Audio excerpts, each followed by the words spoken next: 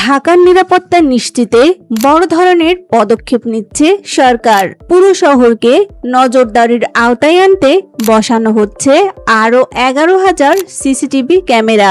মূলত অপরাধ দমন এবং ট্রাফিক ব্যবস্থাপনা আধুনিক করতেই ঢাকা মেট্রোপলিটন পুলিশ এই মেগা প্রজেক্ট হাতে নিয়েছে।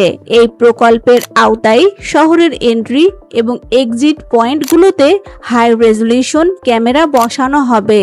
এই ক্যামেরাগুলোতে থাকবে ফেস রিকগনিশন এবং অটোমেটিক নাম্বার প্লেট শনাক্ত করার প্রযুক্তি। ফলে কোনো অপরাধ করে বা ট্রাফিক আইন ভেঙে পালানো এখন প্রায় অসম্ভব হয়ে পড়বে। অনেক সময় সিসিটিভি ফুটেজ ঝাপসা থাকার কারণে অপরাধী চেনা যায় না।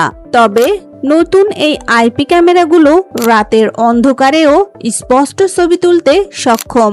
বর্তমানে ঢাকায় সিসিটিভি ক্যামেরার সংখ্যা প্রয়োজনের তুলনায় বেশ কম। অনেক এলাকায় ক্যামেরা থাকলেও তা সচল নেই। নতুন এই 11,000 ক্যামেরা সরাসরি ডিএমপির সেন্ট্রাল কমান্ড সেন্টার থেকে মনিটর করা হবে। এর ফলে ঢাকার অলিগলি থেকে শুরু করে প্রধান সড়ক সবই থাকবে 24 ঘন্টা কড়া নজরদারিতে। জননিরাপত্তায় এটি একটি মাইলফলক হতে যাচ্ছে।